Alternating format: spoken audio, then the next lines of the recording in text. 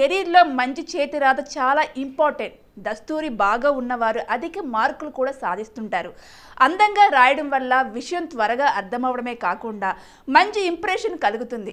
అయితే చేతిరాత బాగా లేకుండా రాసిన కంటెంట్ను అర్థం చేసుకోవడంలో టీచర్కు ఇబ్బందులు కలుగుతుంటాయి. దీంతో వారి పట్ల ప్రతికూల ప్రభావం కలుగుతుంది.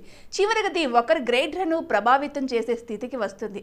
ప్రస్తుతం మారిపోతున్న సాంకేతికత కారణంగా డిజిటలైజేషన్ పెరిగిపోతున్నప్పటికీ పాఠకులకు అనుకూలమైన చేతిరాతను కలిగి ఉండటం విద్యార్థులకు చాలా ముఖ్యం. చేతిరాతను మెరుగుపరుచుకోవడానికి కొన్ని టిప్స్ పాటించాలని నిపుణులు చెబుతున్నారు.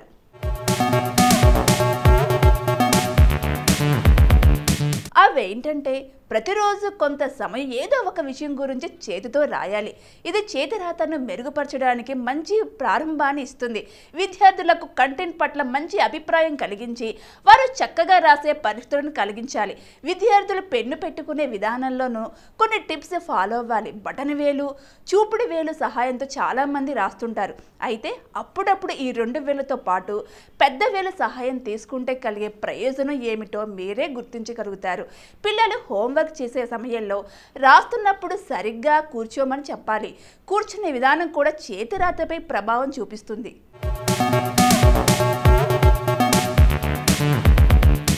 రాయడానికి అనువుగా నిటారుగా కూర్చోవాలి. టేబుల్ సహాయంతో రాసేవారు ముంజేయని టేబుల్పై ఉంచాలి. ఇది మణికట్టుపై కాకుండా వేలపై ఒత్తిడిని కలిగిస్తుంది. చాలామంది పిల్లలు రాసేటప్పుడు పేజీ చుట్టూ చేతులు వంచడం అలవాటు చేసుకున్నారు. దీన్ని క్రమంగా దూరం పెట్టడం చాలా అవసరం. పెన్ను ఎంచుకోవడం చాలా అవసరం. ఇది మీ పిల్లలకు వారి రచనపై మరింత నియంత్రణ కలిగిస్తుంది. పెన్నుతో రాసేటప్పుడు పిల్లల చేతికి విశ్రాంతి ఉండాలి. మంచి రచన కోసం లైన్లో ఉన్న కాగితాన్ని ఎంచుకోవాలి. అక్షరాలు సరిగ్గా రాస్తున్నామని నిర్ధారించుకోవడానికి ఇది సహాయపడుతుంది. రాసేటప్పుడు కాగితం కింది భాగంలో ప్యాడ్ను పెట్టుకోవాలి. నిదానంగా తొందరపాటు లేకుండా ప్రశాంతంగా రాస్తే చక్కటి చేతిరాతని మీరు సొంతం చేసుకోవచ్చు.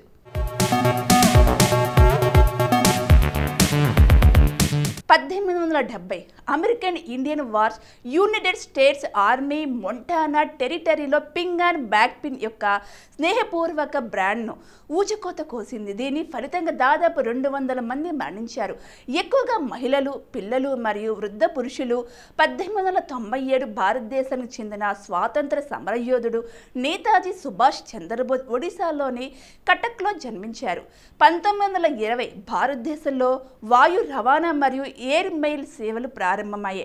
1924 భారతీయ రాజకీయ నాయకుడు మరియు శివసేన వ్యవస్థాపకుడు బాల్ ఠాకరే జన్మించారు. 1966 ఇందిరాగాంధీ భారతదేశానికి 3వ మరియు మొదటి మహిళా ప్రధాన మంత్రి అయ్యారు. 1993 ఇండియన్ ఎయిర్లైన్స్ B737 ఔరంగాబాద్ వద్ద కుప్పకూలింది. 61 మంది చనిపోయారు.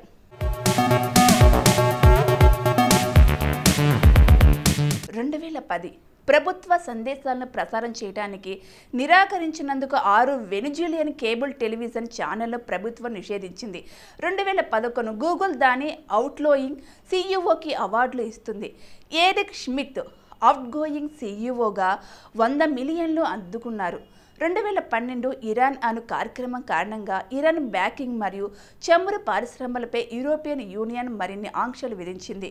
2013 వరల్డ్ ఎకనామిక్ ఫోరం స్విట్జర్లాండ్లోని దావోస్లో నిర్వహించబడుతుంది.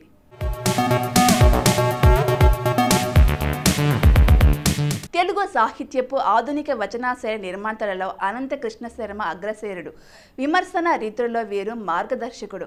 అన్నమాచార్యులు వారి కృతులను, కొన్ని వందల కృతులను ఆయన స్వరపరిచి తెలుగు వారికి అందించారు.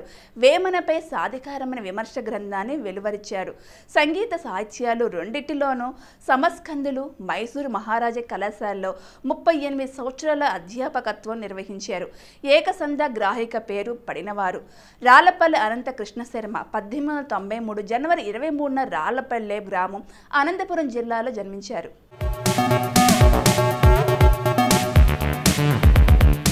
నేతాజీ సుభాష్ చంద్రబోస్ భారత స్వాతంత్ర సమరయోధుడు.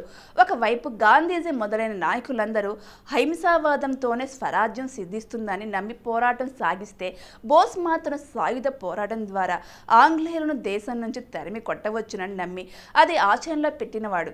ఇతని మరణం ఇప్పటికీ ఒక రహస్యంగా మిగిలిపోయింది. బోసు 2 సార్లు భారత జాతీయ కాంగ్రెస్కు అధ్యక్షుడిగా ఎన్నికైన గాంధీతో సిద్ధాంతపరమైన అభిప్రాయ భేదాల వలన ఆ పదవికి రాజీనామా చేశాడు. గాంధీ యొక్క అహింసావాదం మాత్రమే స్వాతంత్ర సాధనకు సరిపోదని, పోరుబాట కూడా ముఖ్యమని బోసు భావన.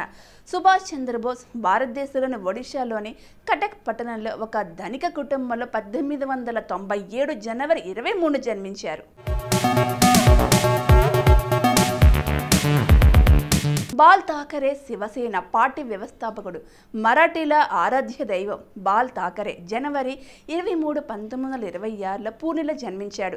దాదాపు 5 దశాబ్దాల పాటు మహారాష్ట్ర రాజకీయాల్లో కాకుండా దేశ రాజకీయాలను సైతం ప్రభావితం చేసిన విలక్షణ వ్యక్తి బాల్ ఠాకరే.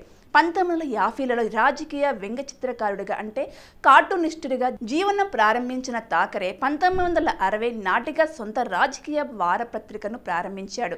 ముంబైలో మహారాష్ట్రేతరుల ఆధిపత్యాన్ని సహించక వారికి వ్యతిరేకంగా కార్టూన్లు వేసేవాడు.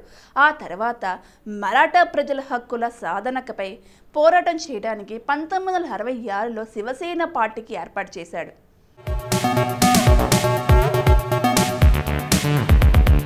నిరోష ఒక సినీ టీవీ నటి. శ్రీలంకలో 1977 జనవరి 23 జన్మించిన ఈమె పలు తమిళ, తెలుగు చిత్రాల్లో నటించింది. ఈమె తండ్రి ఎంఆర్ రాధా ప్రముఖ తమిళ హాస్య నటుడు. సోదరి రాధిక కూడా ప్రముఖ కథానాయిక. నటుడు రాంకీని వివాహం చేసుకుంది. నిరోష మొదటిసారిగా 1988లో మణిరత్న రూపొందించిన నట్చతీరం అనే సినిమాలో నటించింది. ఈమె సహాయ పాత్ర పోషించిన ఆ సినిమా మంచి విజయం సాధించింది. అదే సంవత్సరంలో మలయాళంలో ఓరు ముత్తాసి కథ అనే సినిమాలో విని సరసన కథానాయిక నటించింది. ఈ 2 సినిమాలు ఆమెకు మంచి పేరు తెచ్చిపెట్టాయి. అభినయ శ్రీనివాస్ తెలంగాణ రాష్ట్రానికి చెందిన ఉద్యమ సినీ గీత రచయిత, గాయకుడు, రంగస్థల నటుడు, దర్శకుడు. గోరింటాకు సినిమాలోని అన్నా చెల్లెలి అనుబంధం, జన్మజన్మల సంబంధం, తెలంగాణ ఉద్యమం కోసం ఉస్మానియా క్యాంపస్లో ఉదయించిన కిరణమా, వీర తెలంగాణమా వంటి పాటలను రచించాడు. 2022 జనవరి 5న స్వచ్ఛ సర్వేక్షణ్ 2022 మోత్కూర్ పట్టణ బ్రాండ్ అంబాసిడర్గా నియమించబడ్డాడు. అభినయ శ్రీనివాస్ అసలు పేరు దొందోజు శ్రీనివాసాచారి. అభినయ కలం పేరు. ఇతడు 1977 జనవరి 23న బ్రహ్మచారి నరసమ్మ దంపతులకు తెలంగాణ రాష్ట్రంలోని యాదాద్రి భువనగిరి జిల్లా మొత్కూరులో జన్మించాడు.